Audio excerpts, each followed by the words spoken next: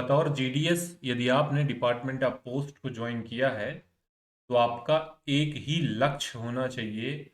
और वो लक्ष्य है कि डिपार्टमेंट ऑफ पोस्ट ने जो आपको मौका दिया है प्रमोशन पदोन्नति का, उसको क्रैक करने का। जिंदगी भर यदि आप जीडीएस रह जाएंगे तो कुछ सपने आपके अधूरे रह जाएंगे। ध्यान रखिएगा कि आपको भी पता है कि बहुत सारे क्रिटिसिज्म है सोसाइटी में, बहुत सारी परेशानियां हैं। आपको भी पता है जीडीएस में जो है जिन लोगों ने जिंदगी बिता दी उनके सपने जो है कहीं ना कहीं अधूरे रह जा रहे हैं। जब आप इतना मेहनत करके कहीं ना कहीं आप 100% ला के 98% ला के 99% ला के जीडीएस में आते हैं तो बहुत सारे लोगों की अलग अलग कंडीशन होती है।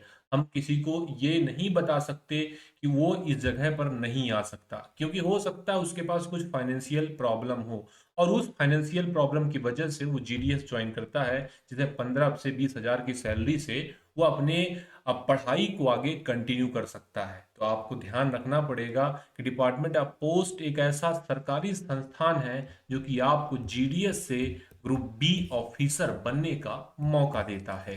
नमस्ते, आप जीपी ऑनलाइन क्लासेस देख रहे हैं। जीपी ऑनलाइन क्लासेस पिछले 5 सालों से केवल लिमिटेड डिपार्टमेंटल कॉम्पिटिटिव एग्जाम के लिए काम करता है और पिछले 5 सालों में हमने देश में कीर्तिमान स्थापित किया है। विभागीय परीक्षा के लिए हजारों सिलेक्शन दिए हैं। सिलेक्शन की बारी अब आपकी है। जब भी विभागीय परीक्षा की बात आएगी तो आपको एक नाम जरूर से पूरे देश में सुनाई देगा और वो होगा जीपी ऑनलाइन क्लासेस। अगर आप तैयारी कर रहे हैं आगे आने वाले वर्षों या 2026 के लिमिटेड डिपार्टमेंटल कॉम्पिटिटिव एग्जाम के लिए, आपको ऑनलाइन बैच की जरूरत है, आपको बुक की जरूरत है। स्क्रीन पर एक नंबर दिया है जिस नंबर पर आप हमें सीधे संपर्क करके बैच और बुक के बारे में जानकारी ले सकते हैं।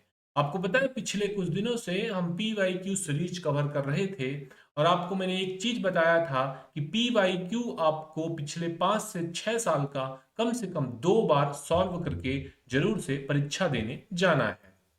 पिछले यदि आपने वीडियोस नहीं देखे हैं, हमने बहुत सारे वीडियो 2025 पीएसए कर लिए हैं, उनका एक अलग से प्लेलिस्ट बना दिया है। उनको नहीं देखा है जरूर से देख लीजिएगा। आज का वीडियो में उड़ीसा सर्किल 2025 पीएसए के डिपार्टमेंटल वाले जो क्वेश्चन है उनको सॉल्व करने वाले हैं।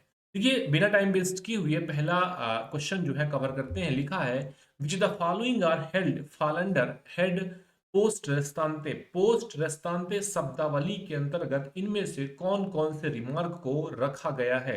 पोस्ट रेस्तांते के बारे में मैंने आपको समझाया था। आर्टिकल जिसको ज्यादा दिन के लिए पोस्ट ऑफिस में डिटेन करना है, ये सिस्टम ये सर्विस जो है पोस्ट रेस्तांते के तहत रखी जाती है। आर्टिकल जिस पर रिमार्क लगा हुआ है to be kept till called, to await arrival, या किसी पोस्ट ऑफिस को संबोधित कोई आर्टिकल है, तो आपको ध्यान रखना है कि वो पोस्ट रेस्तांते सर्विस के तहत रखा गया है। जब भी ये रिमार्क दिखेगा तो ये रिमार्क जो है ये सभी रिमार्क पोस्ट रेस्तांते सर्विस के तहत आते हैं।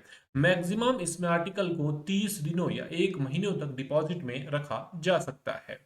What is more dispatch philatelic item to foreign collector having a philately deposit account?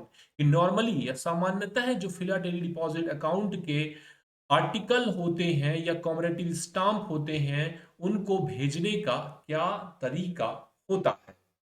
Question number 2 आपके स्क्रीन पर, रजिस्टर्ड पोस्ट से भेजते हैं जब तक ग्राहक कोई और डिमांड नहीं करता। रजिस्टर्ड पोस्ट से भेजते हैं, रजिस्टर्ड पोस्ट द्वारा हम डाक सेवा के माध्यम से फ्री में भेजते हैं। साधारण पोस्ट से भेजते हैं। इसके अलावा उपरोक्त में से कोई नहीं। क्वेश्चन नंबर 2 आपकी स्क्रीन पर है और इसका आपको उत्तर ध्यान रखना है।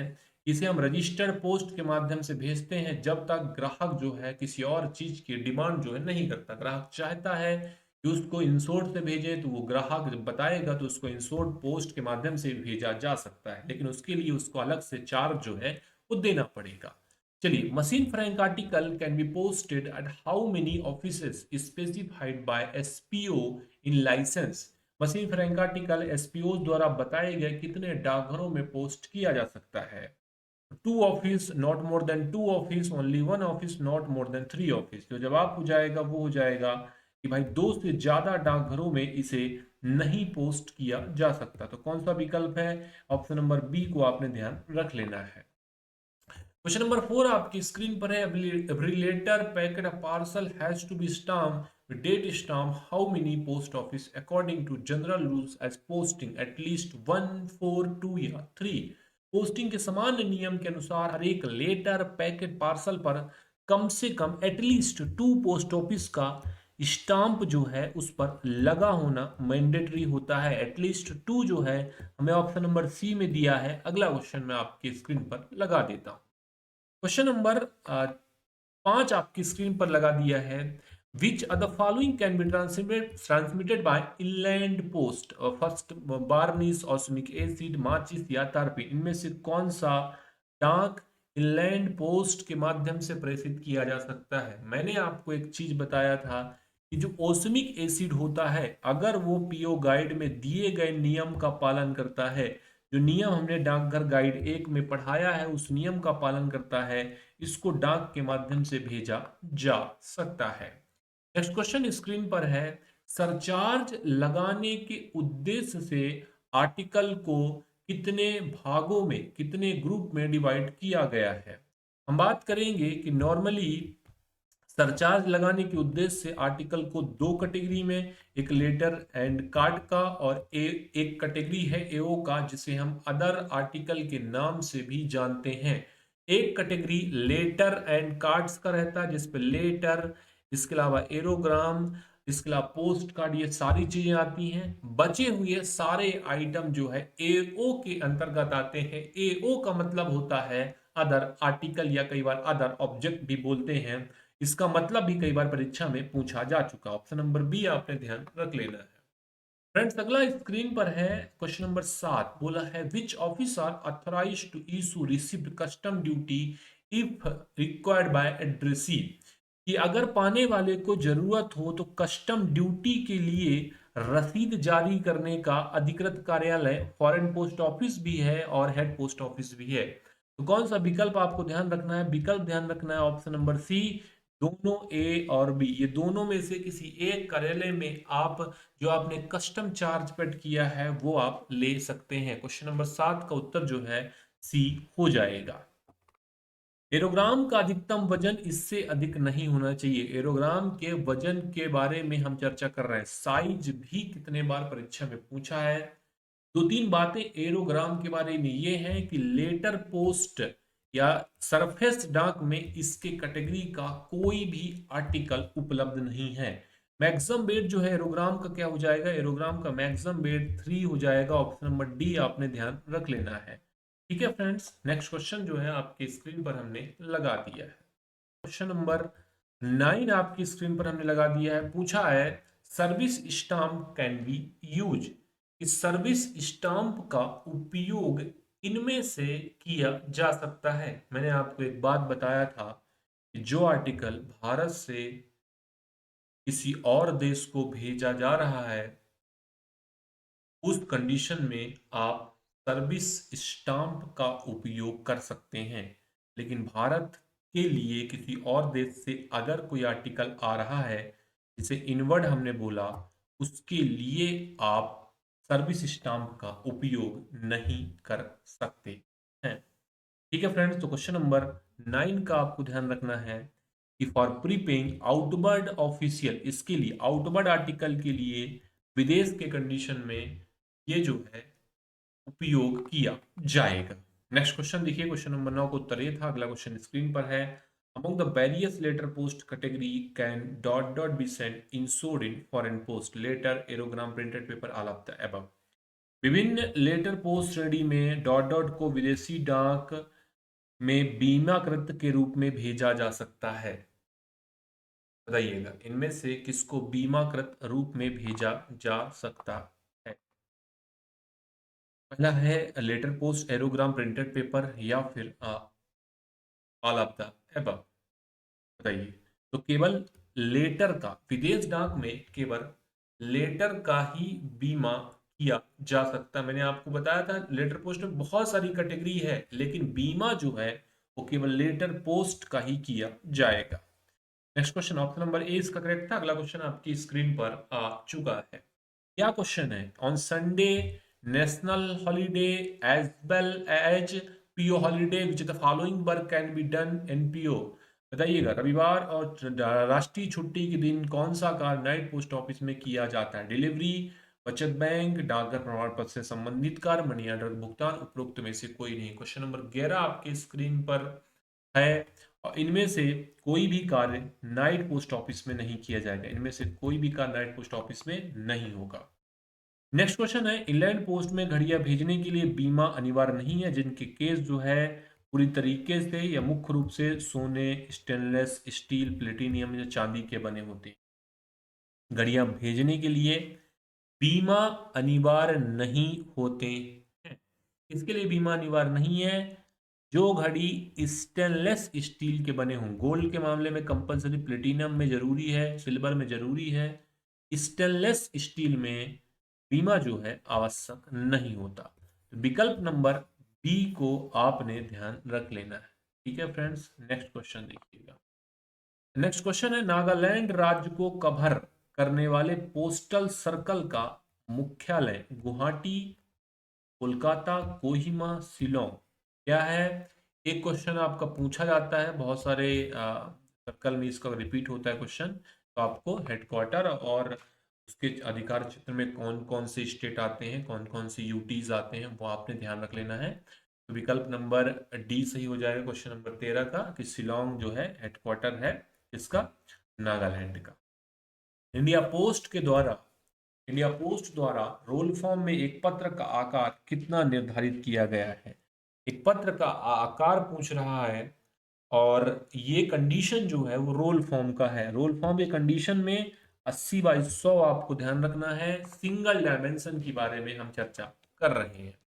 15 नंबर क्वेश्चन में आ जाते हैं। बोला है, transmission by post strong smelling article must be enclose.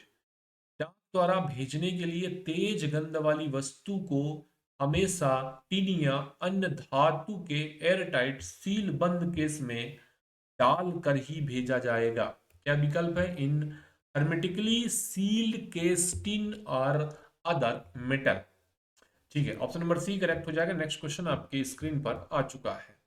The following is not correct in respect article with correspond personnel Indian Armed Force serving outside India। Bharat के बाहर सेवारत भारतीय सशस्त्र बलों के कर्मियों के लिए पत्राचार वाली वस्तु के संबंध में निम्नलिखित में से कौन सा सही नहीं है? इनलैंड दरों पर प्रीपेड, सभी उद्देश्य के लिए इनलैंड वस्तु, डाक शुल्क से छूट नहीं है, उपरोक्त में से कोई नहीं। कौन सा सही नहीं है? कहने का क्या मतलब है कि आपको बताना है कौन सा गलत है। देखिए, लैंड रेट है, अंतर देशीय वस्तु के रूप में ट्रीट करेंगे, डाक शुल्क से छूट नहीं है, ये सही है। उपरोक्त में से कोई नहीं हो जाएगा, मतलब none of the above select करेंगे, क्योंकि सारे ही स्टेटमेंट ए, बी और सी ये सही था। नेक्स्ट क्वेश्चन देखिएगा friend, PO guide to rule 29 के अनुसार निम्नलिखित में से किस देश के लिए विदेश डाक में उत्तर भुगतान पोस्ट कार्ड सेवा उपलब्ध नहीं है? म्यांमार, भूटान, बांग्लादेश या नेपाल। क्वेश्चन नंबर 17 था, किसके लिए reply paid post card service available नहीं है? विकल्प नंबर ए ध्यान रखिएगा, एज पर PO guide rule number 29 clause number 29 के अनुसार म्यांमार के लिए सर्विस जो है उपलब्ध नहीं है। ठीक है फ्रेंड्स, नेक्स्ट क्वेश्चन स्क्रीन पर हमने सेट कर दिया है। Up to what limit paid printed paper containing only book and pamphlet can be sent foreign post. Printed paper का कैटेगरी में आएगा 2 kg, 5 kg, 1 kg, 0.5 kg। अगर हम प्रिंटेड पेपर के बारे में चर्चा करें तो आपको ध्यान होगा कि मैंने जब बुक और पंपलेट बताया था, नॉर्मल लिमिट तो 2 kg बताया, लेकिन जब बुक और पंपलेट बताया था तो एक एक्सेप्शन बताया था कि इसका लिमिट जो है 5 kg है। तो जब प्रिंटेड पेपर के तहत आप बुक और पैम्पलेट भेजते हैं तो मैक्सिमम 5 किलो तक भेज सकते हैं। For transmission to a foreign country, air surcharge for transmission of literature for blind by air exempted as applicable for letter, as applicable for parcel, as applicable for printed paper। किसी दूसरे देश में भेजने के लिए हवाई जहाज से अंधों के लिए लिटरेचर भेजने का जो एयर चार्ज लगता है, जो एयर सरचार्ज आपका प्रिंटेड पेपर में लगता है, वही एयर सरचार्ज जो है वो आपका ब्लाइंड लिटरेचर में भी लिया जाएगा। नेक्स्ट क्वेश्चन स्क्रीन पर है, not more than dot dot number international reply coupon will sold to any one individual at time 10/5/2015 which one is correct answer. Number question है, बोला है एक समय में या एक बार में किसी व्यक्ति को 10 से ज्यादा इंटरनेशनल रिप्लाई कूपन नहीं भेजे जा सकते। नेक्स्ट क्वेश्चन स्क्रीन पर है, 2.0 से आपको कुछ टर्मोलॉजी दिया है, यूआई, एआई और एमआई का मतलब क्या होता है। UI user interface, account interface, management interface. आपको ध्यान रख लेना है, UI user interface, AI accounting interface, और इसके अलावा आपका एमआई जो है मैनेजमेंट इंटरफेस हो जाएगा। विकल्प नंबर ए जो है बिल्कुल करेक्ट हो जाएगा। नेक्स्ट क्वेश्चन स्क्रीन पर है, effect from 31/12/16 India post intra ATM are interoperable stand alone none of the which one is correct answer. ध्यान रख लीजिएगा कि आपका जो 31/12/2016 के डेट में एटीएम के बारे में हम चर्चा करते हैं, एटीएम जो है इस दिन इंटर ऑपरेबल हुआ था। ध्यान रख लीजिएगा, मतलब बैंकों के सभी एटीएम के साथ हमारा एटीएम जो है काम करेगा, इसीलिए ये डेट जो है महत्वपूर्ण हो जाता है। मैंने आपको बताया 2014 में एटीएम आया, 2016 में आपका इंटर ऑपरेबल हुआ, 18 में आपका इंटर बैंकिंग आ गया और 19 में आपका मोबाइल बैंकिंग आ गया, 2022 में आपका एनईएफटी और आरटीजीएस आ गया। विकल्प नंबर बी को आपने ध्यान रखना। नेक्स्ट क्वेश्चन मैं आपकी स्क्रीन पर लगा देता हूं। बताइएगा फ्रेंड्स, बोला है इंडिया पोस्ट का जो आईटी 2.0 है वो कितने अवधि के लिए तय किया है। 5, 6, 7 या 8। 5,785 करोड़ की परियोजना के साथ, परिव्यय के साथ 8 साल की परियोजना, 29-30 में इस परियोजना को हम पूरा कर लेंगे। नेक्स्ट है ईसीएमएस क्या होता है। पीएलआई आरपीएलआई के दस्तावेजों को सबसे पहले स्कैन जो करने की पद्धति होती है, नए प्रपोजल जो आते हैं उसको हम इंटरप्राइज कंटेंट मैनेजमेंट सिस्टम के तहत इसको सेव करते हैं, स्कैन करते हैं। ईसीएमएस कहलाता है इंटरप्राइज कंटेंट मैनेजमेंट सिस्टम। 24 का बी ऑप्शन ध्यान रखिएगा।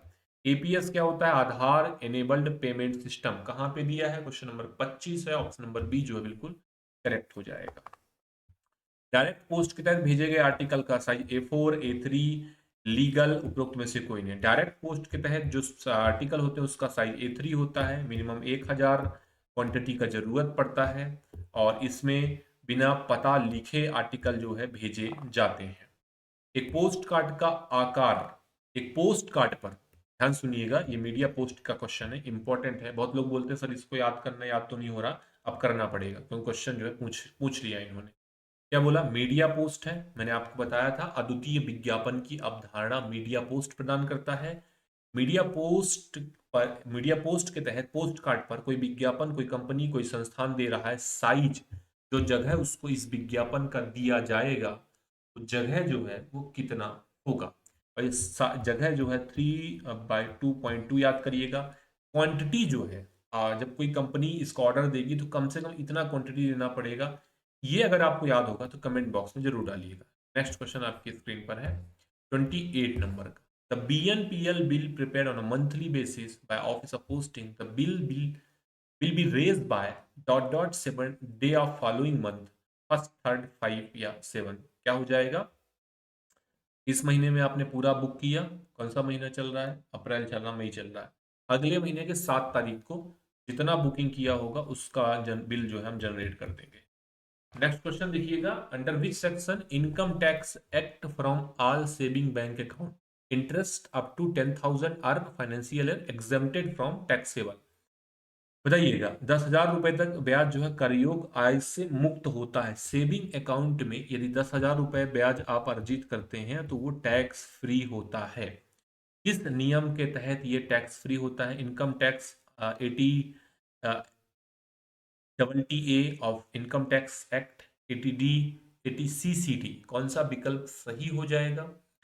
Income tax act 80AA income tax act के तहत जो है आयकर अधिनियम 80TTA के तहत अगर किसी बचत खाते पर 10,000 रुपए तक ब्याज आप अर्जित करते हैं तो अर्जित ब्याज जो है टैक्स में नहीं कैलकुलेट किया जाएगा।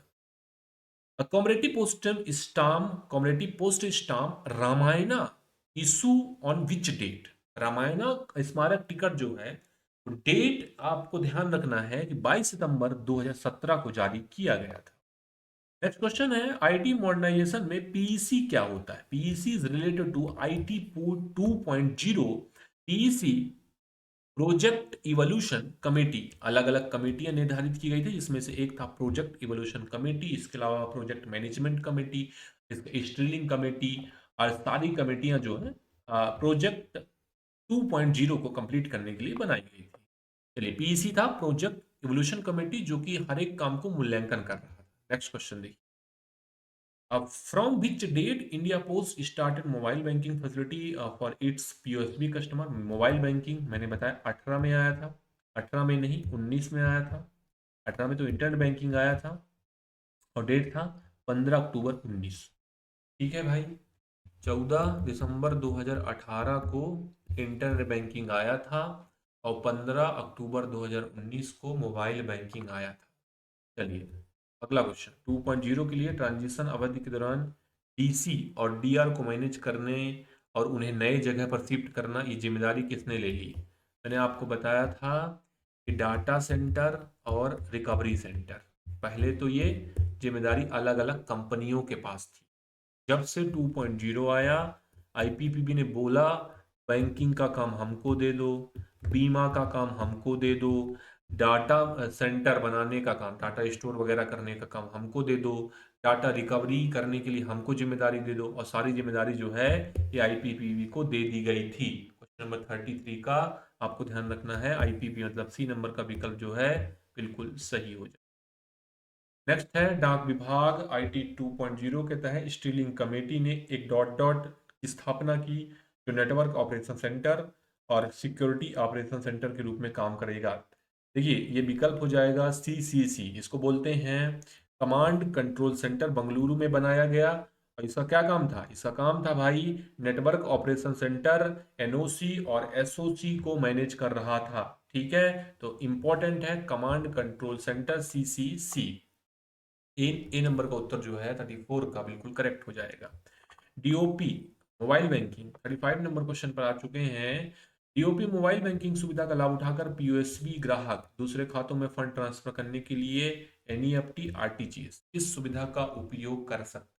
वर्तमान में आपको दो, national electronic fund transfer real time gross settlement IMPS अभी उपलब्ध नहीं है। ये दोनों सुविधाएं आपको मिलेंगी, विकल्प नंबर बी को आपने रट लेना है।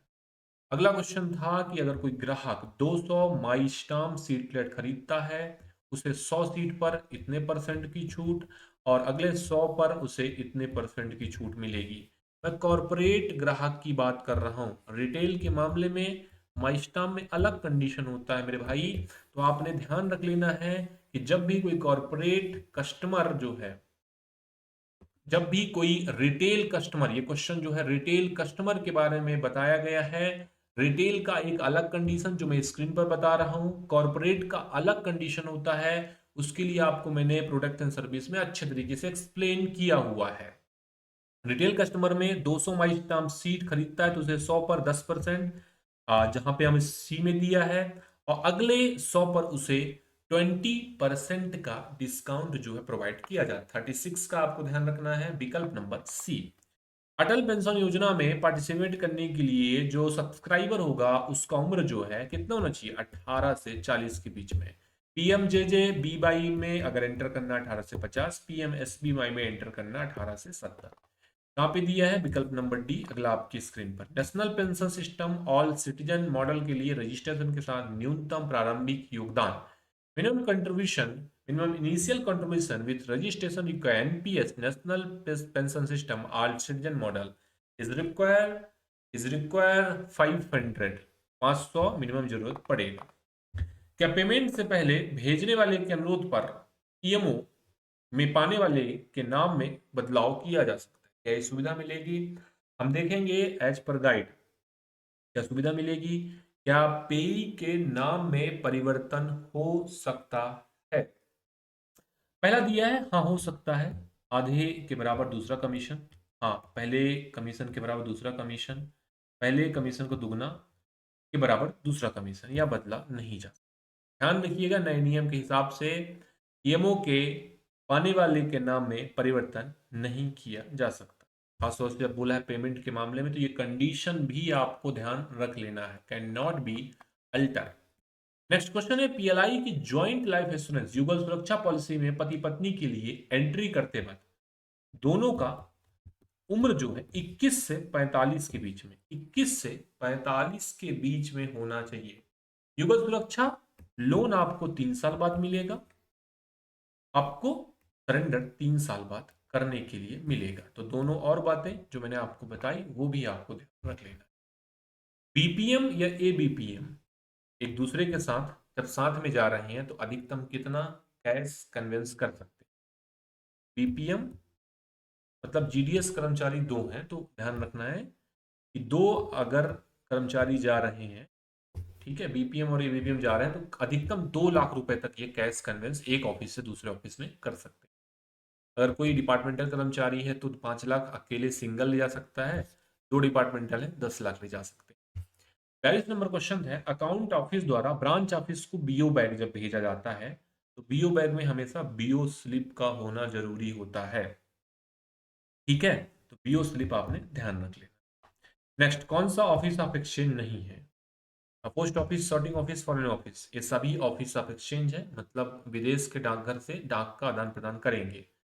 जो उप विदेश डाकघर होता है जिसे हम सब फॉरेन पोस्ट ऑफिस बोलते हैं, वो आपका विनिमय का डाकघर नहीं हो सकता। महत्वपूर्ण क्वेश्चन था फ्रेंड्स, याद करिएगा, ये क्वेश्चन जो है आपके परीक्षा में पूछा जा सकता है, ठीक है, लेकिन असेसमेंट का कार्य, कस्टम ड्यूटी के असेसमेंट का कार्य जो है निश्चित तौर पर यह ऑफिस करता है। नेक्स्ट क्वेश्चन है, Asian oceanic postal union establish with headquarter. Question number 44 है। 44 में आपको थोड़ा कंफ्यूजन क्रिएट हो जाएगा।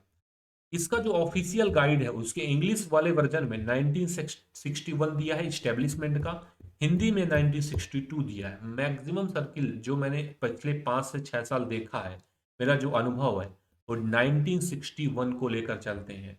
लेकिन अभी भी बहुत सारा कमी है डिपार्टमेंट ऑफ पोस्ट के अंदर, जो विभागीय परीक्षा कंडक्ट करा रहा है उसके लिए अप टू डेट सिलेबस जो है, उसकी वजह से सर्किल जो है अलग अलग उत्तर जो है मानता है, जिसकी वजह से बहुत सारा कंफ्यूजन क्रिएट होता है। उम्मीद है आगे आने वाले समय में इसका बदलाव जो है जल्दी ही किया जाएगा। 1962 मनीला में इसकी स्थापना as per official Hindi version के अनुसार जो हमने पढ़ा है उसके अनुसार ऑप्शन नंबर ए जो है ये उड़ीसा सर्किल ने अपने फाइनल आंसर की में बताया था। नेक्स्ट क्वेश्चन देखिएगा, मेल ऑफिस और ट्रांजिट सेक्शन के लिए मेल एब्स्ट्रैक्ट निर्धारित फॉर्म M42 और M43 मेलसार बनाया जाता है। हम बात कर रहे हैं mail office and transit section के लिए, तो आपको ध्यान रखना मेल ऑफिस के लिए 43 और ट्रांजिट सेक्शन के लिए 42। मेल ऑफिस का 43 होता है और ट्रांजिट सेक्शन का 42 होता है। नेक्स्ट क्वेश्चन देखिएगा फ्रेंड्स, रिकॉर्ड ऑफिसर द्वारा सबमिट किए गए स्टेशनरी के लिए इंडेंट की आवधिक रिटर्न की अवधि मासिक, वार्षिक, अर्धवार्षिक, साप्ताहिक। क्वेश्चन नंबर 46 आपकी स्क्रीन पर है। अगर आप इंडेंट फॉर स्टेशनरी ले रहे हैं तो कम से कम 6 महीने में यह आपको रिक्वेस्ट जो है डालना पड़ता है, सबमिट करना पड़ता है। नेक्स्ट क्वेश्चन है, 1 अक्टूबर 24 से एजेंट कमीशन जो टीडीएस कटता था उस पर संशोधन किया था। कौन से एसबी ऑर्डर के तहत इस टीडीएस को 5% से 2% में ला दिया? एसबी ऑर्डर 7/24, 9/24, 10/24 या 8/24? क्वेश्चन नंबर 47 था। ध्यान रखिएगा, एसबी ऑर्डर नंबर 9/2024 के अनुसार जो टीडीएस कटौती 5% की एजेंट कमीशन में की जाती थी उसको हमने बदलकर 2% कर दिया। अगला क्वेश्चन आपकी स्क्रीन पर आ चुका है, क्वेश्चन नंबर 48 है। बोला है आरएमएस के जो वर्क पेपर होते हैं उनको कितने दिनों तक, कितने साल तक प्रिजर्व किया जाता है? आरएमएस के वर्क पेपर के बारे में बात करूं, 18 महीनों तक इनको डाकघर में आरएमएस कार्यालय में बनाकर रखा जाता है। अगला सवाल देखिएगा, पोस्टल मैनुअल 6 भाग 1 नियम 25 के अनुसार पत्राचार रजिस्टर को कितने समय तक डाकघर में प्रिजर्व किया जाएगा? ध्यान रखिएगा, डाकघर में जो आपका correspond preservation of correspond register होता है वो 3 साल के लिए बनाया जाएगा। देखिए फ्रेंड्स, अगर आपको वीडियो अच्छा लग रहा होगा तो वीडियो को लाइक जरूर करिएगा, क्योंकि वीडियो बनाने में बहुत सारा डेडिकेशन, हार्ड वर्क, पूरा मेहनत लगता है। और आपके एक लाइक से ऐसी बहुत सारी वीडियोस बनाने का मोटिवेशन मिलेगा, बहुत सारा हार्ड वर्क करने का मोटिवेशन मिलेगा। और अगर किसी भी क्वेश्चन में आपको किसी प्रकार की कोई भी परेशानी होगी, कमेंट बॉक्स में जरूर डालिएगा। वीडियो का आखिरी क्वेश्चन है friends, which of the following particular is not required to furnish when office of exchange address to make inquiry respect parcel sent to foreign country. विदेश देशों में भेजे गए पार्सल के संबंध में पूछताछ करने के लिए एक्सचेंज ऑफिस को संबोधित किया गया, निम्नलिखित में से कौन सा विवरण देना जरूरी नहीं है? पोस्टिंग तारीख, डिलीवरी ऑफिस, पोस्टिंग ऑफिस, भेजने वाले का नाम और पता। क्या कंपलसरी नहीं है? डिलीवरी ऑफिस का नाम बताना जरूरी नहीं है, बाकी सारे ही जानकारी जो है देने पड़ेंगे। फिलहाल फ्रेंड्स, इस वीडियो में हमने उड़ीसा सर्किल 2025 पीएसए के डिपार्टमेंटल वाले क्वेश्चन सारे कवर कर लिए हैं। आपको रीजनिंग, मैथ या फिर जीके चाहिए तो इसके लिए आपको हमारे पेड बैच में आना पड़ेगा। कंप्लीट पैकेज आपको मिलेगा। आपको मैथ का पीडीएफ, मैथ के वीडियो, रीजनिंग का पीडीएफ, रीजनिंग के वीडियो, जीके का पीडीएफ, जीके का वीडियो, पिछले 5 से 6 साल का पेपर, मॉक टेस्ट मिलेगा, टॉपिक वाइज एमसीक्यू मिलेंगे, डिटेल मटेरियल मिलेगा, सब कुछ मिलेगा। इसके लिए आपको स्क्रीन पर नंबर दिया गया है, उस नंबर पर सीधे हमसे संपर्क करके पूरी जानकारी जो है ले सकते हैं। वीडियो अच्छा लगा लाइक करिएगा, चैनल को सब्सक्राइब नहीं किया है। विभागीय परीक्षा के एस्पिरेंट हैं, तैयारी कर रहे हैं 2026 या आगे आने वाले वर्षों के लिए, सब्सक्राइब जरूर कर लीजिएगा। विभागीय परीक्षा से संबंधित मटेरियल और सबसे तेज अपडेट नोटिफिकेशन, रिजल्ट या सर्कुलर आता है, जीपी ऑनलाइन क्लासेस देने का प्रयास करता है। यूनिक क्लास सभी का धन्यवाद।